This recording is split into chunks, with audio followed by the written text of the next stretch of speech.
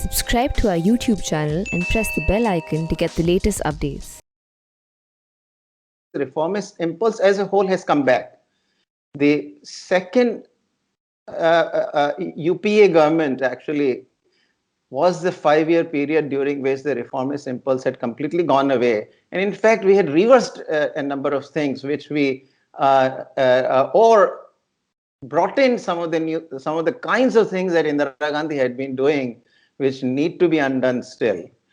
So I think initially there's no doubt, and we can go into the details, that a lot of the reforms that had been pending are now happening. That being said, very true on the trade side, which is sort of my specialization, we have gone back.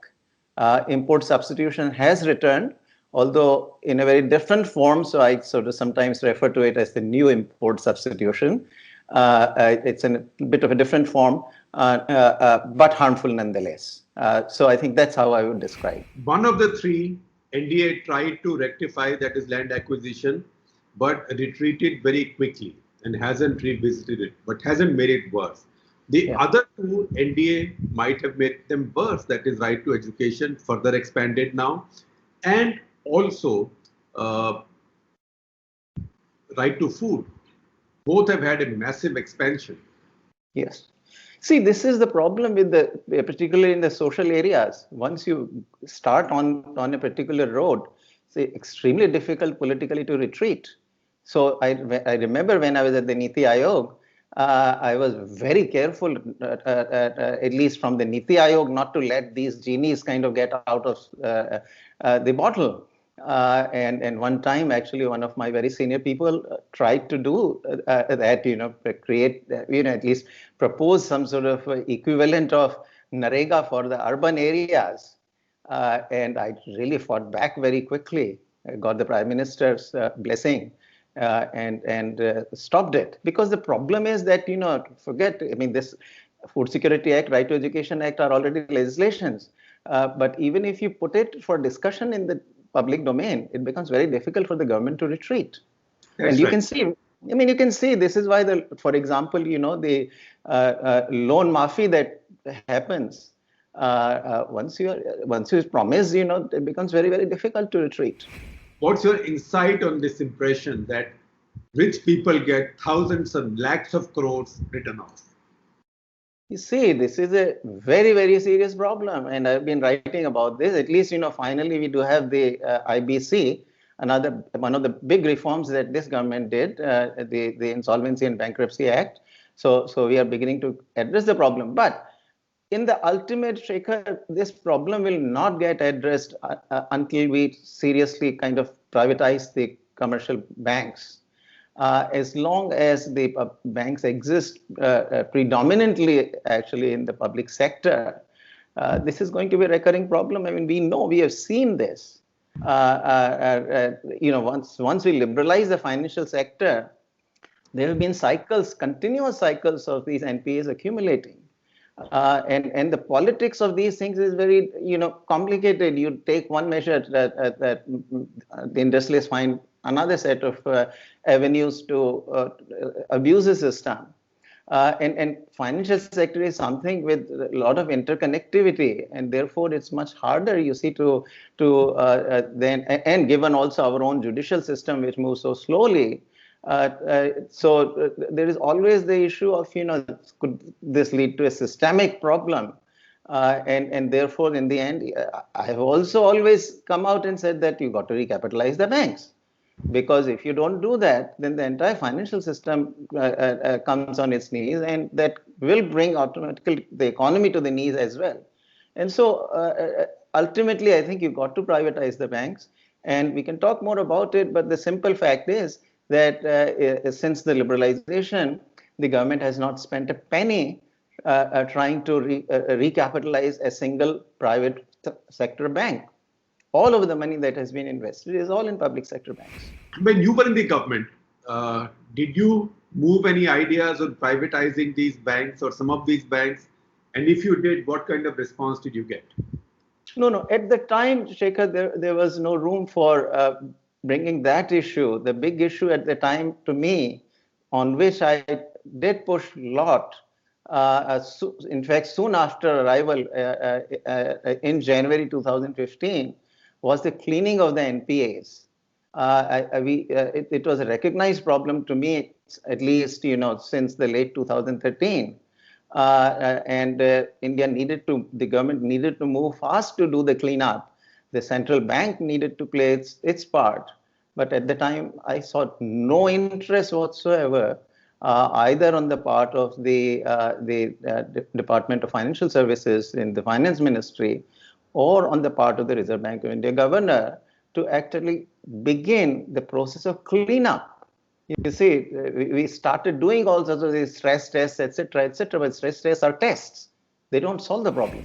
So 2014, NDA inherited a bad loan situation in the banks, which then I think the other Arvind Subramanian called it the twin balance sheet problem.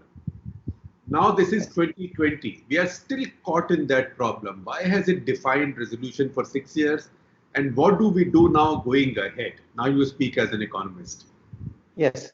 But Shekhar, we didn't start cleaning it up till middle of 2017.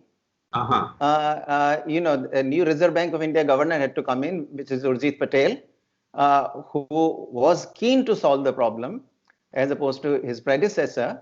And then also the whole sort of financial markets were in a difficult position. Credit growth, now early 2017, credit growth had completely collapsed, particularly in private sector banks were still doing about double-digit lending at the time, but public sector bank credit growth had completely collapsed. That is the point at which DFS, the Department of Financial Services, finally came to the realization that they needed to do something. By that time, luckily, Urjit Patel had taken over also as the governor, who was keen to move in that direction. So that brought things together, and then the amendment happened to the BRA, the Banking Regulation Act, to empower the Reserve Bank to tell the borrowers that, hey, you got to get going. I think and also tell the banks that you got to take the matter to the IBC. You got the non-bank finance company problem came in, NBFC problem came in. And that came on the back of the demonetization, because a lot of the money had ended up with the mutual funds, and through mutual funds that ended up in the NBFCs and so forth. And there we had another sort of minor kind of or mini crisis. So the financial sector never recovered. And my own kind of reading is that it was that financial market collapse, not collapse, I should say, but huge bit of weakness in the financial markets that led to the growth rate actually in 1920 dipping to 4.2%, which was the lowest since the global financial crisis. Global financial crisis, we had the growth dropping to 3.9. Now 4.2 was the lowest since then. Not even in 12-13 and 13-14, the last 2 years of UPA, was growth rate that low. And then, of course, the corona hit.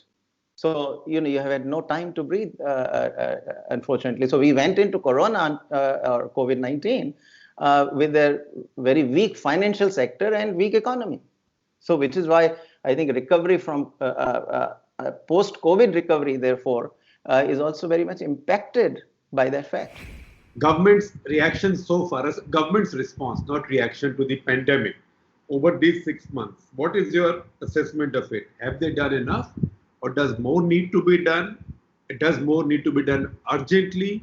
And if so, what should that be? Yeah. So my assessment of the government has been actually very positive.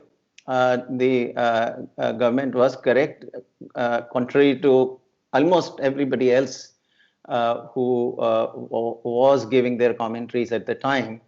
The predominant view in the media was that we should follow the United States and Europe and go hang and tongue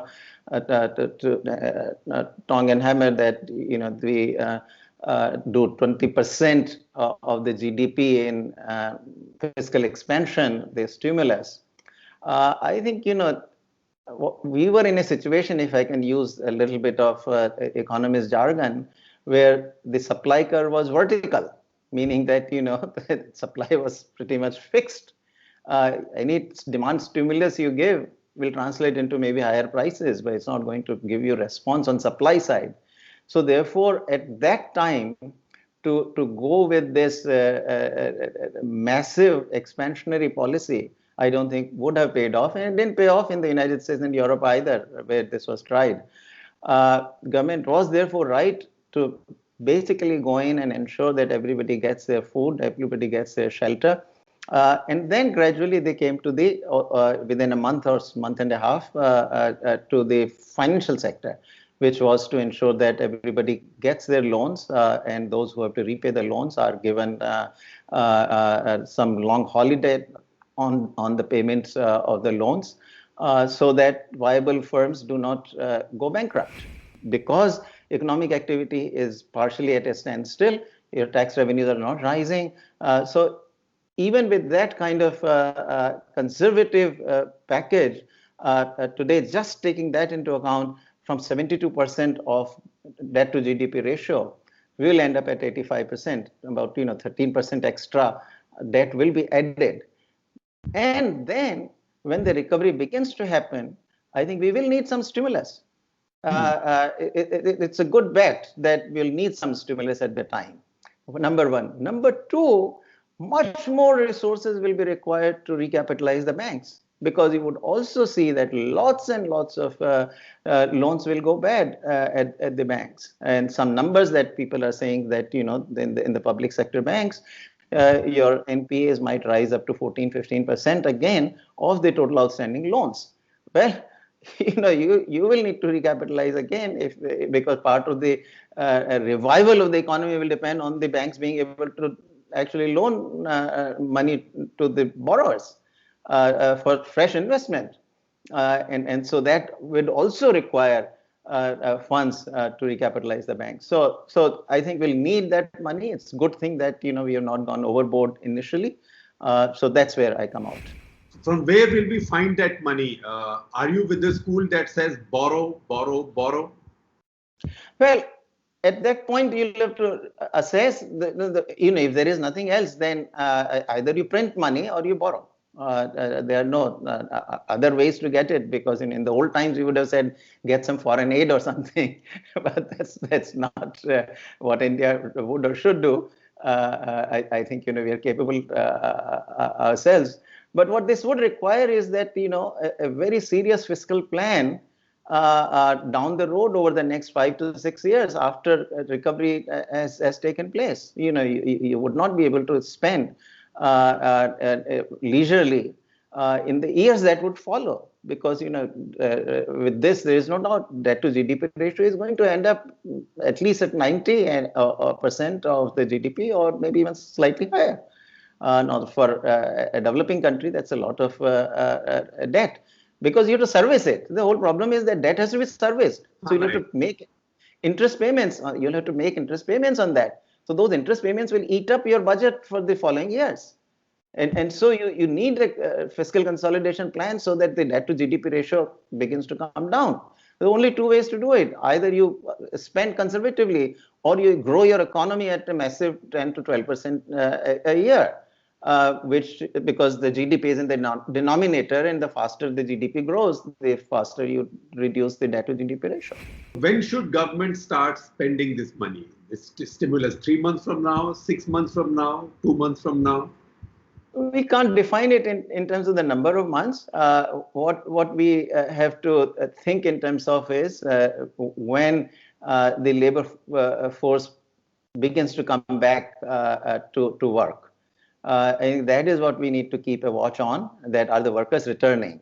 And the other parameter I think we need to keep an eye on is the inventory accumulation. If the inventory is accumulating quite rapidly compared with the historical rate of accumulation of inventory, it means that there is a demand problem, that manufacturers are manufacturing but they're not able to sell, which is why inventory is accumulating. So at that point, you then go with some demand stimulus. Arvind, your favorite subject, and in a way mine too, not that I am knowledgeable, but instinctively, I think free markets are good and trade is good. And I say your book, Free Trade and Prosperity. India is going back from the idea of free trade uh, quite quite substantively, not just substantially, but also substantively. And this seems to be also the ideological belief now to protect domestic industry, raise tariffs. China is a reason that gives it the impetus, but that's been the driving force. Where is this going to take us? Overall, if you want me to give you an overall assessment, India's long-term growth prospects, so I'll leave aside coronavirus phase out of it. If we take the next 2 decades post-corona, I think we can easily do for 2 decades 10% growth rate annually. But if we stay with the import substitution in the way we have been doing it, I think that will shave off at least 2 percentage points off of it. So that's a big damage we will do to ourselves. A good analogy I like to use is think of the cricket, your favorite game, of course. How is it that, one after the other, you produce Sehwag, Yuvraj Singh, you produce Tendulkar, you produce Virat Kohli? You think that these players would be there if you were not playing Test cricket? Or generally the international cricket, I don't mean just Test cricket, but the very fact that day in, day out, they got to play against the best in the world. They have to hone their skills, they have to work much harder, they learn from what others are doing while others learn from them, and that's what really brings out the best in you. So if you are operating in the global economy, that's what brings out the best in you. But when you protect do it through protection, you say, okay, I'll keep these fellows out, I'll not let them compete against you guys. You just have this market for yourself. What happens? It's the fly-by-night guys who come in, who make a quick profit. Okay, the market is mine here, there's nobody else. Even if I'm inefficient, those fellows have a disadvantage of 20% because of tariffs or 40% because of tariffs. And so therefore, I can make a profit. So these guys who come into the market never have the world market in their minds. They are not shooting for that. They figure, market, hey, it's here. So you look at electronics that we have done in the last 5-6 years. We have done protection. Sure enough, producers have come in. New producers, local producers have come in. You name me one who you think will become a powerhouse of exports. No. None. Anybody who will ever export are the multinationals who are coming in. Has it hurt India to walk out of RCEP? Well, for a long time, I was very strong supporter of RCEP, but I think government, retrospectively, the government has proven right, in my opinion, that it moved away. Because not that, the gains that I saw then are still there, but what I did not see was that, in China, at the end of the day, Communist Party and the People's Liberation Army, they call the shots. And if we get into too close a relationship with China on the economic front, it's not inconceivable that when the time comes in, they want to use that trade as a weapon, they will use it against us. I would not want us to be subject to that. And so I think I support the government's decision now of not having gone into RCEP. Return on judicial reforms is huge, absolutely huge. The question politically is, who is going to do it? I mean, that's not a reform I can initiate in the parliament. I mean, judiciary has to step up itself. And judiciary really has been very reluctant. I think there are 2 areas of reform where the returns are incredibly huge, judicial and law enforcement. I think, the police reform also has very high returns, but those are the 2 toughest reforms.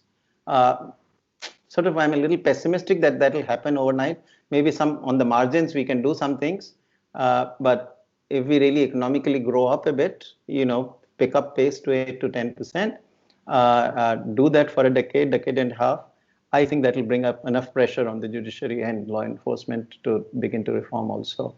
But unfortunately, I think, that is my sort of pessimistic assessment that because, no judges are taking any initiatives on their own to bring out reforms. And some very simple things we ought to do. Why does every case have to be brought to the Supreme Court ultimately?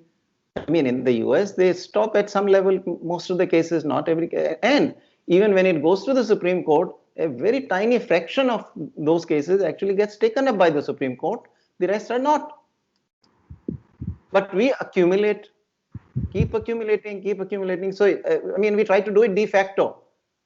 What the US is doing, de jure, that look, these are not going to be we will undertake the cases, but it'll go to the mountain pile of cases that already exists. Modi government has to do three big things now. What will these three be according to you? Or what will what are the three things that you wish Modi government would do? Big things on the economy. Yeah. So I mean, my own take always is that reforms is not one thing or two things or three things. There are barriers continuously to be removed, and you remove one barrier, you find that there is another layer of regulation, and you remove that, and you find there is a third layer of regulation. So it's a continuous process. We should understand that. We should never fall into this that if I do these three things, I'll go there.